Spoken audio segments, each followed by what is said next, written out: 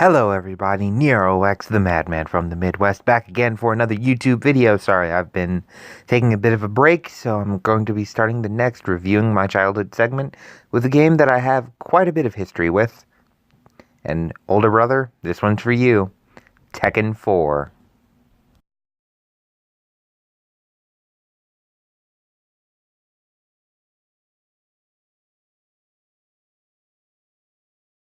After the success of Tekken 3, which would go on to become the second greatest best-selling fighting game of all time. It was actually number one for a long time before Super Smash Bros. Brawl beat it. Namco had quite the task on their hands. How were they going to follow up a game that sold as well and was as influential and impactful on popular culture, as well as video game culture, as well as fighting games in general, as Tekken 3? So they went back to the drawing board, really did some refining, retooling, reworking, released Tekken Tag Tournament, the soundtrack of my childhood in the meantime, to tide the fans over, and then came out with Tekken 4. Now, Tekken 4 is quite in a weird place. Now, let's start, obviously, with the positive things I can say about this game.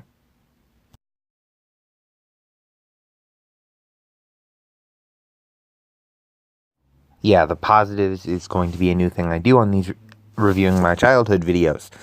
Anyway, let's start with the obvious positives of this game. One, for its time, the art style is amazing. You can definitely tell this is a PlayStation 2 game from 2001, but seriously, the art direction and style in this game is amazing, along with the soundtrack. Seriously, Tekken now has always had really good soundtracks, and this one is certainly no different. Balancing out rave music to jazz to hard rock to, well, a little bit of everything. And we can all agree that the character select music is freaking amazing. Seriously, go look it up. Now let's get on to the roster. One of the things about this game that I've always found kind of weird is this game's roster.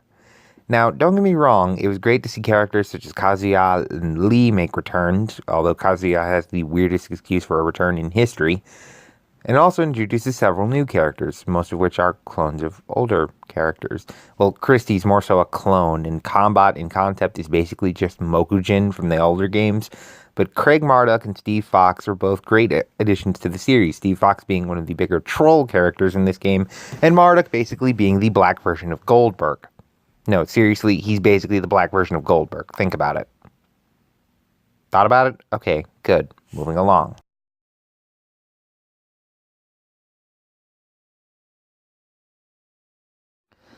Now for the negative stuff I have to mention about this game. This game, among competitive players and hardcore fans of the series, is considered something like the black sheep of the family. Let me explain. In the earlier Tekken games, more specifically 3 and Tag, which were the first games to have full 3D movement, there wasn't really a big focus placed on the environment, other than making it look halfway presentable. The environment didn't play a big role in the fight itself. Basically, it more so narrowed on your knowledge of the mechanics and overall skill. Tekken 4 takes a bit more of a different approach. See, most of the stages in this game aren't flat. Now, that doesn't sound like a big deal, but trust me, it can screw up the balancing issues of this game. It's sort of like in Super Smash Bros., where in tournaments, certain stages are banned or are banned due to them having either a weird gimmick or overall unfairly advantagizing one player or one character or one type of character or one move or blah blah blah blah blah blah blah. Suffice it to say, the Tekken tournament community does not really like this game. Now, mechanically, it's still really solid, but you can see the problems that are created by the stages due to, well, Jin being overpowered as hell on the jungle stage. I mean, Jin in this game is already still top tier either way, but my goodness, he's ridiculous if you learn how to abuse him on the jungle stage. But moving along to my final thoughts on this game.